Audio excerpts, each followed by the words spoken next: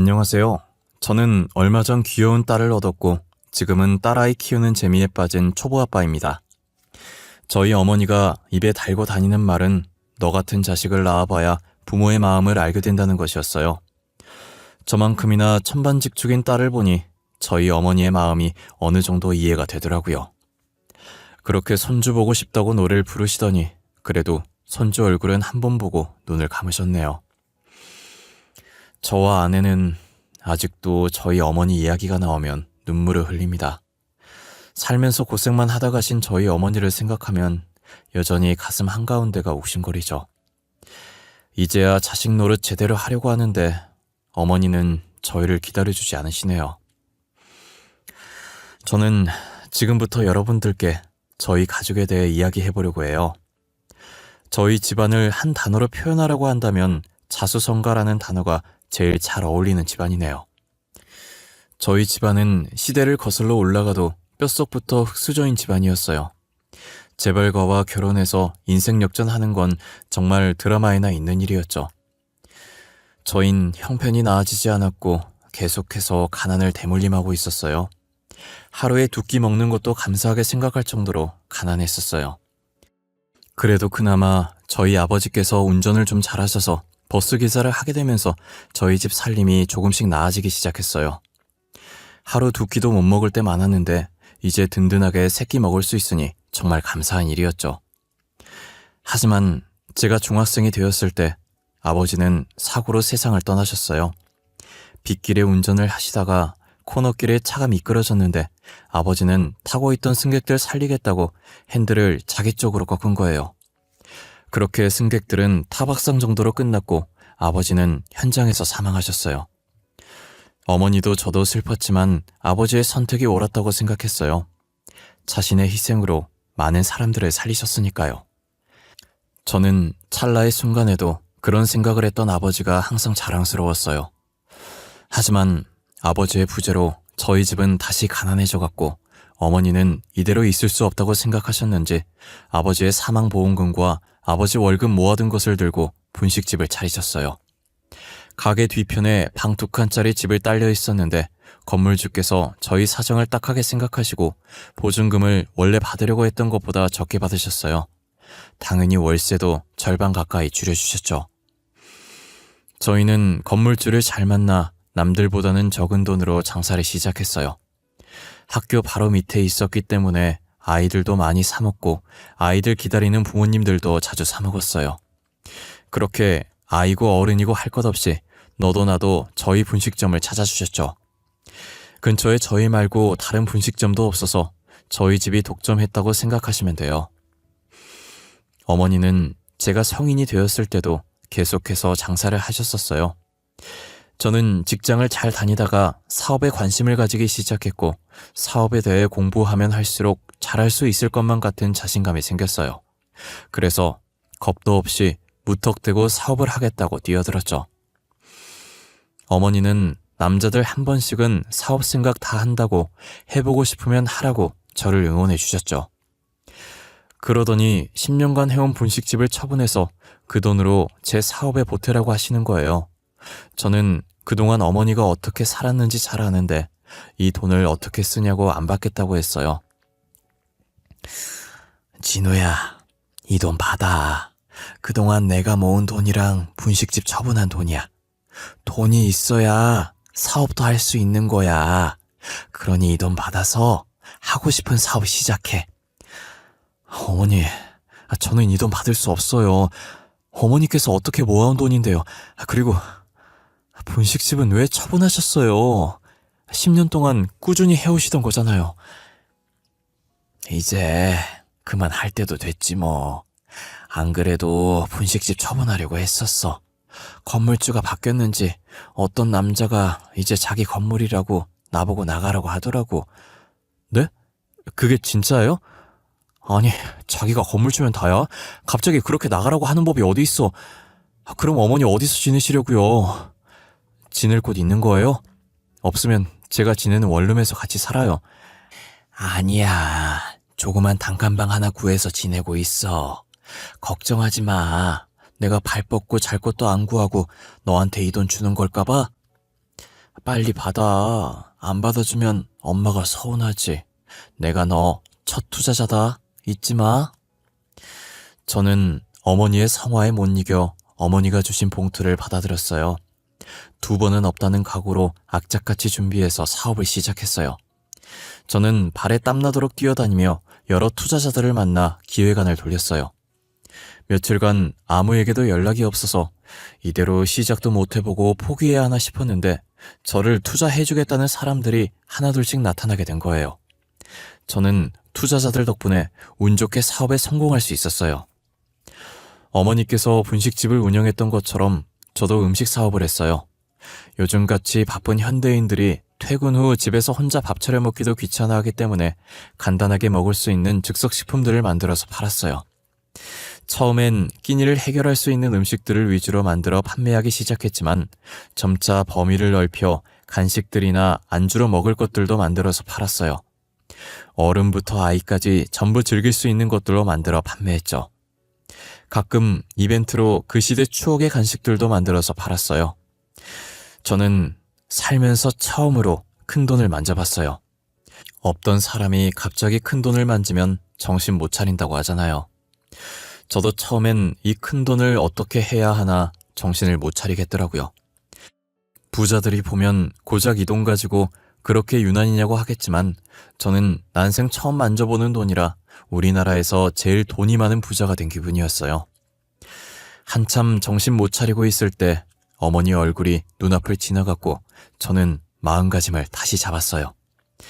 사람 일이라는 게 언제 어디서 어떤 일이 생길지 모르는 것이니 어머니께 받았었던 돈은 다시 돌려드리고 나머지는 모아두기로 했어요. 저는 큰 돈을 만지면서도 사업에 성공했다는 실감이 들지 않았는데 같은 업계 기업가들과 만남이 잦아지면서 서서히 실감을 하기 시작했어요. 평소에 저 혼자 알고 있던 대표들도 실제로 만나 인사하게 되니 이게 꿈인가 생시인가 구분이 잘 되지 않아 괜히 볼도 꼬집어보고 그랬어요. 이분들과 제가 감히 어깨를 나란히 해도 되는 건지 이렇게 말을 섞어도 되는 건지 오만 가지 생각을 하면서 속으로 얼마나 호들갑을 떨었는지 몰라요. 그분들과 인사하면서 악수하는데 손끝이 찌릿찌릿했어요. 그래도 처음이 어색하지 몇 번 그런 모임에 참석하고 나니 나름 적응이 되더라고요. 아무래도 사업을 하려면 인맥이 있어야 해서 귀찮아도 인맥을 쌓기 위해 모임을 빠지지 않고 나갔어요. 경험이 쌓이면서 시야도 넓어지고 긴장도 되지 않았고 천천히 주변을 둘러보는 여유도 생겼죠. 그래도 몇 번 나갔다고 사람들이 저를 하나둘씩 알아보기 시작하더라고요. 항상 제가 먼저 가서 인사하고 말 걸었는데 이젠 제게 먼저 말 걸어주시는 분들도 계셨어요. 역시 말을 해보니 원래 부자였던 사람이랑 이제 돈 조금 만져본 사람이랑은 확실히 달랐어요. 그분들과 제가 사는 세계는 정말 천지 차이더라고요. 저는 그 사이에서 주눅들 뻔했지만 모르는 건 모른다고 당당하게 나가기로 했어요. 모르는 걸 사실대로 말하고 새롭게 배우는 건 창피한 일이 아니잖아요. 용기가 없어서 모르는 걸 모른다고 하지 못하는 게 창피한 일이죠. 저는 모임에서 많은 것을 배웠고 또 특별한 인연을 만났어요. 그 인연은 바로 유명한 기업의 딸이자 지금 제 아내인데요. 아내는 당시 제가 재벌가들 사이에서 기죽지 않고 몰랐다고 또 하나 배워간다고 말하는 모습이 너무 당당해 보이고 보기 좋았대요. 보통은 기 죽이려고 일부러 하는 말들이어서 그들의 기에 눌려 주눅들기 마련인데 제가 오히려 능글맞게 웃으면서 당당하게 대처하니 멋있었다더라고요. 다른 사람들과는 다르다는 느낌을 받았고 그런 제게 반해서 적극적으로 대시를 했다고 하더라고요. 아내는 중요한 자리일 때만 부모님 얼굴에 먹칠하지 않으려고 명품으로 빼입고 다니지만 평소에는 부잣집 딸이라는 걸 까먹을 만큼 수수하게 지냈어요. 먹는 것도 고급진 레스토랑보다는 길거리 음식들을 더 좋아했죠. 떡볶이를 먹을 때 얼마나 행복해하는지 몰라요. 언제부터 떡볶이를 좋아했냐고 물으니 기억은 잘 안 나는데 중학생 때부터인 것 같대요. 비교적 최근에 장모님께서 돌아가셨는데 돌아가시기 전까지는 가끔 떡볶이를 사들고 집에 왔었대요. 그때 먹었던 떡볶이가 지금까지 먹었던 떡볶이 중에 제일 맛있었다고 하더라고요. 아내는 제게 이야기하면서 돌아가신 장모님이 생각난 건지 눈가가 촉촉해지더라고요.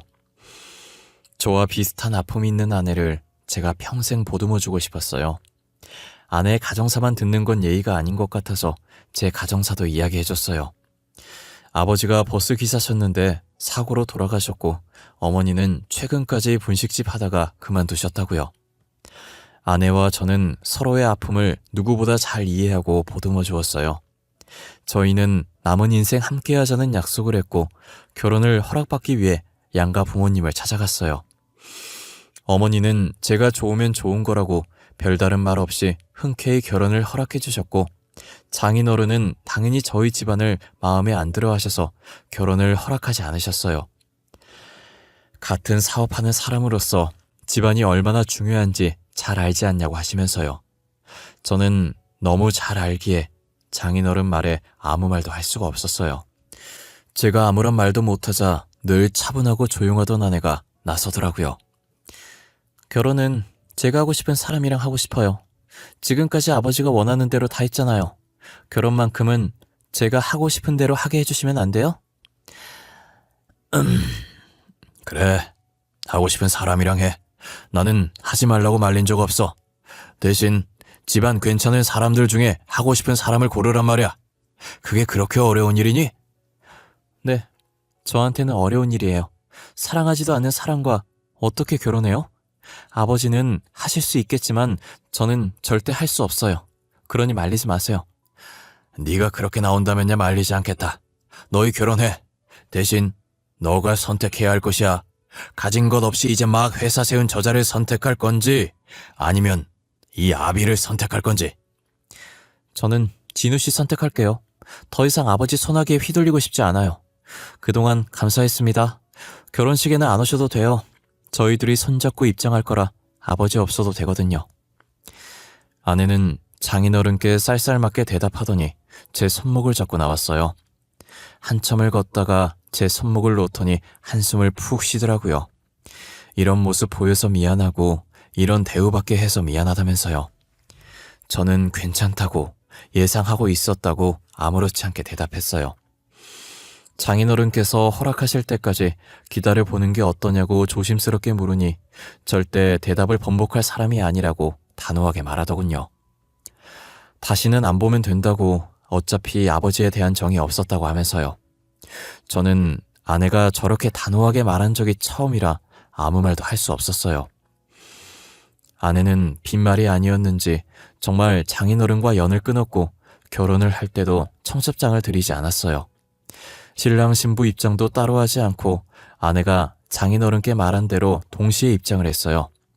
저는 아내의 기분이 걱정이 되었지만 아내는 걱정했던 것보다 괜찮았고 마냥 해맑게 웃고 있었어요. 아내의 웃는 모습을 보고 아내만 행복하면 됐다며 저도 괜한 걱정하지 말자고 생각했죠. 저희는 결혼 후 어느 신혼부부보다 행복했어요. 제 사업도 계속 잘 되고 있었고 아내와도 한 번도 싸운 적이 없었죠. 그리고 무엇보다 저희 어머니와 아내 사이가 굉장히 좋았어요. 아내가 저희 어머니를 많이 존경하고 진심으로 좋아해줬거든요. 하지만 1년 후 한순간에 모든 것이 바뀌어버렸어요. 어느 날 갑자기 제가 만든 음식에 벌레나 철 같은 이물질이 나왔다는 문의글이 폭주하더니 다들 환불을 하고 저희 제품을 불매하겠다고 난리인 거예요. 고객들은 무작정 저희 회사로 물건을 다시 돌려보내고 돈 달라고 회사까지 찾아왔어요. 저는 영문도 모른 채 일단 환불을 다 해드렸고 어떻게 된 건지 원인을 찾아봤어요. SNS를 뒤져보니 어떤 사람이 증거 사진도 없이 저희 제품을 먹는데 벌레가 나왔다는 둥, 철 같은 게 나왔다는 둥 구구절절 자신이 피해 입었다며 글을 썼더라고요. 그 글을 본 사람들이 더럽다고 안 먹겠다고 환불해달라며 난리를 친 거였어요. 어떻게 증거 사진도 없는 저 글 하나로 이렇게까지 된 건지 모르겠지만 일단 이를 수습하기 위해 환불을 진행했어요. 하지만 제가 환불을 해줌으로써 잘못을 인정한 게 되어버렸고 제가 입장문을 적어도 아무도 봐주지 않았어요. 결국 저희 회사는 2달도 못 버티고 부도 처리가 되었죠. 결혼 후 한창 신혼을 즐겨야 할 시기에 회사가 망하게 되었고 사업하면서 가졌던 것보다 더 많은 것을 토해내야 했어요. 투자자들은 집까지 쳐들어와 돈 될 만한 것들도 다 가지고 갔어요. 저희 아내가 저와 결혼하기 전에 샀던 명품들도 다 가지고 가버렸어요. 이건 제 사업과 아무 상관없는 물건들이라고 필사적으로 말렸지만 소용없었죠. 아내는 괜찮다고, 우리도 억울하지만 저 사람들도 어떻게 보면 피해자 아니냐고 가지고 가게 놔두라고 하더라고요. 저는 너무 미안해서 아내의 얼굴을 똑바로 볼 수가 없었어요. 아내는 계속 괜찮다고, 재벌과 사이에서 기죽지 않고 당당하던 사람 어디 갔냐고 매력 없어지려고 한다면서 괜히 장난을 치며 저를 다독였어요. 집도 경매로 넘어가 버려서 저희는 결국 어머니 집에서 생활하게 되었어요. 일단 집은 어떻게 해결했는데 앞으로 생활할 게 문제더라고요. 아내는 언제 숨겨놨던 건지 몸속에서 통장을 한 해 꺼내더니 모아둔 돈이 있다고 당분간은 그걸로 생활하자고 하는 거예요. 저는 그 돈으로 평생 살 수 있는 것이 아니었기 때문에 막노동이라도 뛰어야겠다는 생각을 했어요. 막노동이라는 게 무거운 것도 많이 들고 고생을 많이 해야 해서 몸은 조금 힘들지만 돈은 쏠쏠하더라고요. 이 돈이면 금방 모아서 투룸 월세방 정도는 얻을 수 있을 것 같았어요.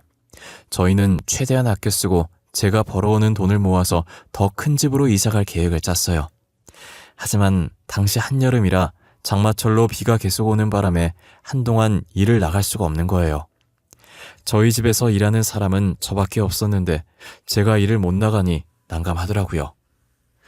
아내도 가만히 지켜보다가 이대로는 안 되겠다고 생각이 들었는지 결심했다는 표정으로 자기가 돈 구해오겠다고 하면서 집을 나가는 거예요.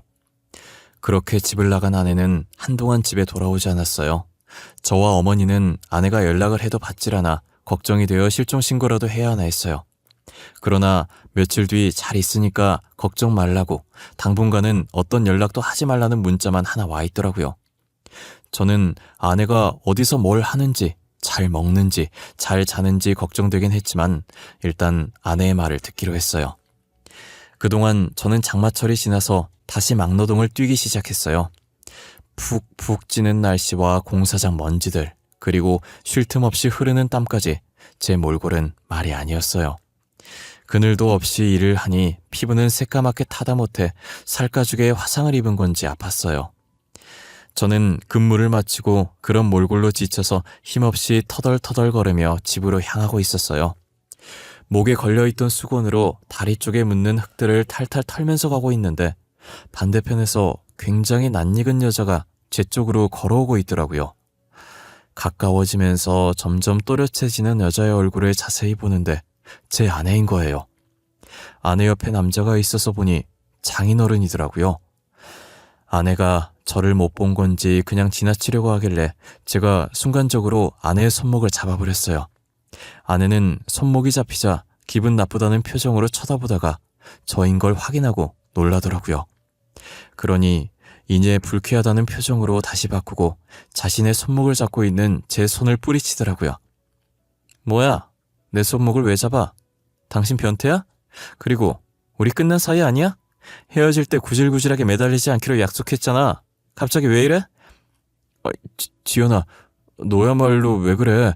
우리가 언제 헤어졌다고 그러는 거야? 집엔 언제 들어오는 거야? 어머니가 너 걱정 많이 하셔. 무슨 소리야? 내가 벌레 득실거리는 집에 다시 왜 가? 혹시 나랑 헤어지고 충격받은 거야? 그래서 머리가 어떻게 된 거냐고. 제발 다시는 나랑 마주쳐도 말 걸지 마. 알겠어? 아내는 못 본 사이 많이 바뀌어 있었고 예전 장인어른께 했던 것처럼 쌀쌀하게 저를 대했어요. 제가 무슨 말을 걸어도 이미 우리는 끝난 사이라며 아내는 매정하게 돌아섰어요. 이혼 도장을 찍은 것도 아니고 끝낸 적이 없는데 계속 끝난 사이라고 말하는 아내가 이해가 안 갔어요. 이해를 해보려고 노력을 해봤지만 지금 무슨 상황인지 도무지 모르겠더라고요. 영 끊었던 장인어른과 함께 있는 상황도 마찬가지고요. 저는 아내가 갑자기 제게 저렇게 할 사람이 아니라는 걸 잘 알기에 그럴 만한 사정이 있을 거란 생각이 들어서 아내를 믿고 기다려보기로 했어요. 하지만 며칠이 지나고도 아내에게 연락이 없었고 집에 돌아오지도 않았어요. 혹여나 전에 마주쳤던 장소를 가면 다시 만날 수 있지 않을까 하는 마음에 퇴근 후 기웃기웃 거려보았지만 아내의 머리카락 한 올 볼 수 없었어요. 일주일 정도 지났을까 아내를 볼 수 있을 거란 희망을 가지고 찾은 장소엔 어머니가 계셨어요. 어머니는 거리를 돌아다니며 버려져 있는 소주병과 맥주병을 줍고 계시더라고요. 저번에도 살림에 보태겠다고 소주병, 맥주병 줍고 다니셔서 그러지 말라고 했는데 또 저 몰래 나와서 줍고 계신 거예요. 저는 어머니를 모시고 집으로 가려고 가까이 다가갔는데 그때 딱 마침 아내가 보이는 거예요. 저번에 마주쳤던 것과 똑같이 장인어른과 함께 있더라고요. 아내 옆에 소주병 하나가 있어서 어머니가 아내 쪽으로 다가가는 거예요. 어머니는 아내를 못 보고 소주병을 집으려고 팔을 뻗다가 이내 다리에 손이 살짝 스쳤어요. 아내는 손으로 다리를 털면서 어머니를 째려보더라고요. 저기요 할머니, 소주병 줍는 더러운 손으로 지금 어딜 만지시는 거예요? 아유, 미안해요. 제가 소주병만 보느라 사람을 미처 못 봤네요. 죄송합니다. 아가? 너 지연이 아니니? 집에는 왜 안 들어오는 거야? 살았는지 죽었는지 연락이 안 돼서 얼마나 걱정했는데. 할머니까지 이러시네. 저 그이랑 헤어졌어요. 못 들으셨어요? 저희 이제 아무 사이도 아니라고요.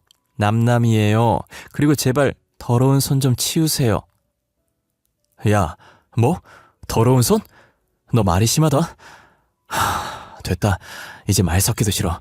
언젠간 돌아오겠지, 사정이 있겠지 하면서 끝까지 너 믿었던 내가 바보지. 그래, 이제 아는 척하지 말자. 저는 어머니께 막말하는 아내에게 참을 수가 없었어요. 저한테나 어머니한테나 상처 주는 말 아무렇지도 않게 하면서 남남이라고 강조하는데 아무래도 이혼을 원하는 것 같아서 아내 뜻대로 해주기로 마음먹었어요. 저는 이혼 서류를 작성해서 나머지 반 채워서 제출을 하라고 아내의 집으로 서류를 보냈어요. 몇 번이고 이혼 서류를 보냈지만 답은 돌아오지 않았어요. 그러다 한 달이 지나고 아내가 다시 집으로 돌아온 거예요. 어머니는 잘 돌아왔다며 아내를 반기는데 저는 저희에게 막말하던 아내가 반갑지 않았어요. 남남이라고 매몰차게 굴 땐 언제고 여기는 어쩐 일로 오셨대? 아, 드디어 이혼 서류 작성해서 가지고 온 거야? 한 달이나 지나서? 여보, 그런 거 아니야. 내가 다 사정이 있어서 그랬어. 당신한테도 어머님한테도 너무 미안해. 어머님, 막말해서 죄송해요. 그때 한 말은 마음에도 없는 소리였어요. 저도 어쩔 수가 없었어요. 아내는 자신이 저희에게 막말을 할 수밖에 없었던 이유를 말하기 시작하더라고요. 장인어른이 마지막 기회를 주겠다고 지금이라도 저희를 버리고 집으로 돌아오면 재산을 남겨주겠다고 했다더라고요. 그때 장인어른은 병에 걸려 있어서 살 날이 얼마 남지 않았었대요. 죽기 전에 재산 분배를 해야 하는데 그 돈이 전부 장모님 돈이었다고 하더라고요. 어떻게 된 건지 자세히 설명해보라고 했더니 장인어른은 아내의 친부가 아니었어요. 아내의 친아버지는 일찍이 돌아가셨었고 지금 장인어른은 4년 전쯤 장모님과 재혼한 사람이다더라고요. 장모님 돈을 보고 일부러 접근했고 장모님은 몸이 좋지 않으셔서 살 날이 얼마 남지 않았다는 생각에 혼자 남을 아내가 걱정돼서 재혼을 했다고 하시더라고요. 그렇게 장모님이 돌아가시고 장모님이 가지고 있던 건물과 돈 그리고 회사까지 장인어른이 챙기신 거예요. 그러다 최근 장인어른도 병에 걸리게 됐고 아내에게 재산 조금이라도 받고 싶으면 집으로 오라고 한 거죠. 아내는 장모님 재산을 다시 되찾아야겠다고 생각했고 혹시라도 장인어른이 재산을 다른 곳에 빼돌릴까봐 저와 인연을 끊은 척하고 장모님 재산을 지킨 것이었어요. 장인어른이 만나고 있던 여자가 있긴 했지만 다행히 그 사이에 아이가 없었더라고요. 그래서 모든 재산을 자식으로 올라가 있던 아내가 다 가지고 올 수 있었어요. 모든 재산을 상속받고 나서 다시 저희 앞에 나타난 거죠. 아내는 그동안 너무 미안했다고 재산을 받기 위해선 어쩔 수 없었다고 우는 거예요. 아내는 어머니 손 절대 안 더럽다고 열심히 사신 흔적이 있는 손이 어떻게 더럽냐고 멋진 손이라고 했고 제게는 절대 헤어질 수 없다고 저 같은 사람은 어떻게 다시 만나냐며 울면서 이혼하기 싫다고 했대요.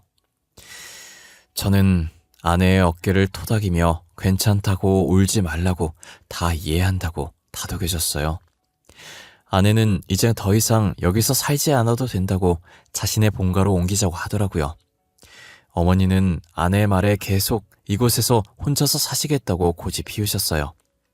며칠간 설득한 끝에 자식 이기는 부모 없다고 어머니는 저희 뜻을 따르셨죠. 저는 막노동 일을 그만두고 장모님 회사에서 일을 하기 시작했어요.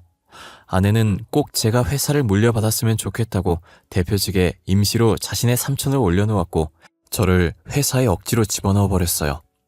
제 의지로 회사에 들어간 건 아니지만 그래도 감사하게 일을 배우고 있어요.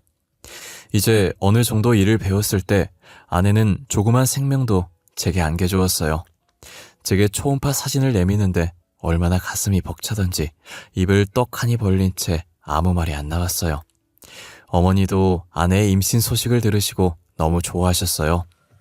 아이가 입맛이 아내를 닮았는지 떡볶이가 땡긴다면서 아내가 계속 떡볶이를 찾더라고요. 어머니는 간만에 실력 발휘를 해야겠다며 주방으로 향해서 열심히 떡볶이를 만드셨어요. 아내는 떡을 하나 집어먹더니 조용히 젓가락을 내려놓고 어머니를 쳐다보는 거예요. 그러더니 어떻게 만든 거냐고 예전에 장모님이 사주셨던 떡볶이 맛이랑 똑같다고 하더라고요. 어머님, 이 떡볶이 어떻게 만드셨어요? 저희 엄마 살아계실 때 사오시던 떡볶이 맛이랑 똑같아요. 아유, 그냥 손으로 대충 쓱쓱 만들었지. 사돈이 우리 집 단골 손님 중 한 분이셨나 보네. 3년 전까지만 해도 내가 분식집을 했었거든. 나름 장사도 잘 되고 좋았지. 분식집 하셨다는 얘기 남편한테 들은 적 있는 것 같아요. 저희 엄마가 어머님 가게에서 사오신 거구나. 어떻게 이런 인연이 다 있지? 세상 참 좁다. 안 그러니? 건물주 사장님이 여자였는데 지금 보니까 너랑 똘 닮았구나. 학교 앞이라 장사 잘 됐었어. 건물주가 남자로 바뀌면서 장사를 접었지만 참 추억이 많은 가게였어. 남자로 바뀌었다고요? 어머님께서 3년 전에 일 그만두셨다고 했으니 어머님 혹시 그 건물 띵띵 초등학교 앞이셨어요? 그럼 저희 엄마 건물인 것 같은데. 알고 보니 어머니께서 장사했던 건물이 장모님 건물이었고 저희에게 인정 베푸셨던 분이 장모님이셨어요. 어떻게 이런 우연이 다 있냐면서 세상이 좁아도 이렇게 좁을 수 있냐며 서로 신기했어요. 그리고 저희 어머니를 가게에서 내쫓은 건 장모님 재산을 가진 장인어른이셨죠. 어머니와 저는 어떻게 건물 가지자마자 그렇게 매정하게 가게 빼라고 할 수 있냐고 괘씸해하고 있는데 아내는 우물쭈물거리면서 말을 할 듯 말 듯 망설이더라고요. 저는 하고 싶은 말 있으면 하라고 했고 아내는 어차피 이제 죽고 안 계시니 다 말하겠다고 하더라고요. 그러더니 제 회사가 망한 것도 다 장인어른 때문이라는 거예요. 증거 사진 없이 저희 회사 제품에 대해 떠들고 다닌 게 장인어른의 짓이었대요. 알바를 고용해서 그런 글들을 쓰게 하고 주문했다가 취소시키게 만들었어요. 아내도 다시 집에 들어갔을 때 장인어른에게 직접 들었다고 하더라고요. 우리처럼 힘 있으면 누군가를 한순간에 망하게 할 수 있다고 저들처럼 힘 없으면 당하는 거라고 했대요. 아내는 그 말을 듣고 자기도 아무것도 가진 것 없이 장모님 돈으로 누리고 있으면서 약자들을 괴롭힌다면서 속이 들끓었다고 하더라고요. 하지만 괜히 장인어른 심기 건드렸다가 아무것도 못 얻고 쫓겨날까봐 아무 말도 못했대요. 사람이 어떻게 그렇게까지 못될 수 있나 모르겠어요. 그러니 하늘이 노하셔서 천벌을 받아 병으로 일찍 죽은 거겠죠. 저는 장인어른처럼 살고 싶지 않았고 절대 그렇게 살지 않으리라 마음먹었어요. 지금도 항상 그 마음을 가지고 기부도 많이 하고 보호가 필요한 사람들을 도와드리고 있어요. 이제 지켜줘야 할 아이까지 생겼으니 좋은 아빠, 좋은 남편이 되려고요. 며칠 전 아이가 태어났는데 다행히 아내를 닮아 너무 이쁘더라고요. 하지만 저희는 아이가 태어난 기쁨을 온전히 누리지 못했어요. 저희 어머니께서 아이를 보고 이틀 뒤에 돌아가셨거든요. 어머니께서 당뇨가 있으셨는데 저희한테 짐들까봐 말을 안 하셨더라고요. 그렇게 저희에게 티도 안 내고 혼자서 아파하시다가 주무시면서 돌아가셨어요. 어머니 사망 소식에 저보다 아내가 더 많이 울었어요. 저번에 길거리에서 어머니께 마음에도 없는 소리 한 개 계속 걸렸던 거예요. 너무 죄송하다고, 사랑한다고 말해도 모자랄 시간에 자신이 그랬다면서요.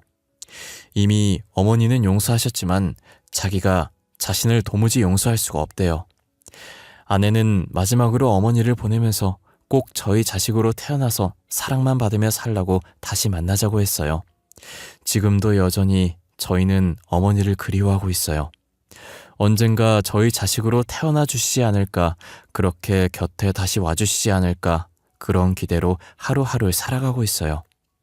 제 이야기는 여기서 끝을 내보려고 합니다. 지금까지 저의 긴 이야기를 들어주셔서 감사하고 늘 건강하시길 바랍니다.